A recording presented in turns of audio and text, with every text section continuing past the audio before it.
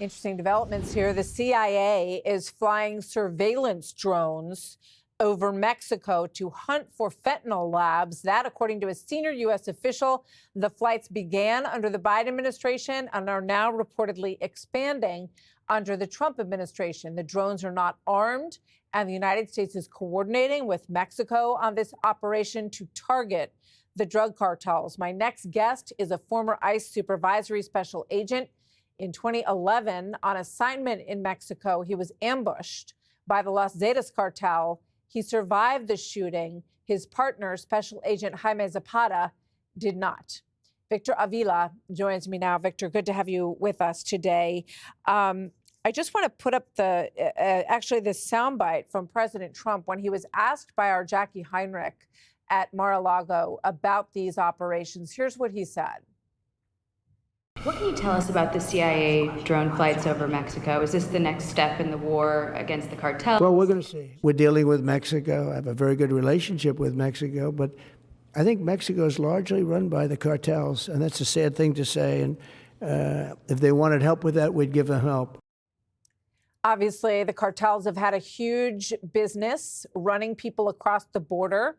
That's being cracked down on. And now these drones surveilling the cartels. What do you think is next, Victor? Well, this is all coming together, Martha, and thank you for having me back. Listen, when I worked in Mexico, we've been craving for this news for a long, long time, myself and my colleagues, about the attack against these cartels, these terrorist organizations that, by the way, have finally been designated by the Secretary of State, because that's the real designation. Now it's the game changers. And President Trump is right. The cartels have a stronghold on the country of Mexico. They've been running a parallel government there for many, many years. And it's the corruption and it's many other things that the cartels have had their hand dealt with in that country, but not just in Mexico. They're headquartered there, but the impact they have in ours, with a lot of crime that happens in our country associated back to the cartels. But Martha, with this designation, this changes everything. Now, anyone in the United States, whether you're a gang member or you're selling drugs, fentanyl, a human being, and that's tied to one of these organizations that were listed. By the way, the list that came out, I agree with it 100%. You are now engaging with a terrorist organization, just like if you were talking and engaging with ISIS, or if you're financing them. We get to go pick you up, and I understand we have some room in Gitmo for you. So this is what's going to change to dismantle these cartels, not just from the top up like we've been doing for many, many years, but from the bottom up and at the ground level, at the local level. And yes, President Trump is right that we need Mexico's cooperation, but I think they're saying one thing.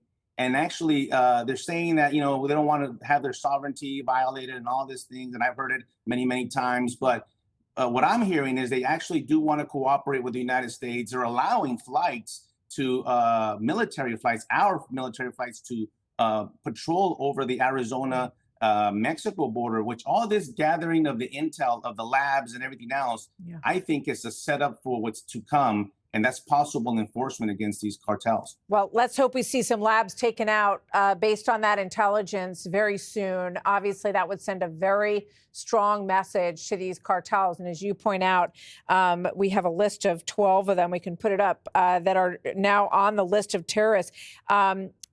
We can talk about this next time, Victor. But, I remember that one of the top law enforcement officials in Mexico was convicted of working closely with the cartels. So the unwinding of the cartels' involvement in some parts of the government is going to be a challenge. It's been a challenge for a very long time. Victor, thank you very, very much. You're correct. Thank you, Martha. Thank you very much.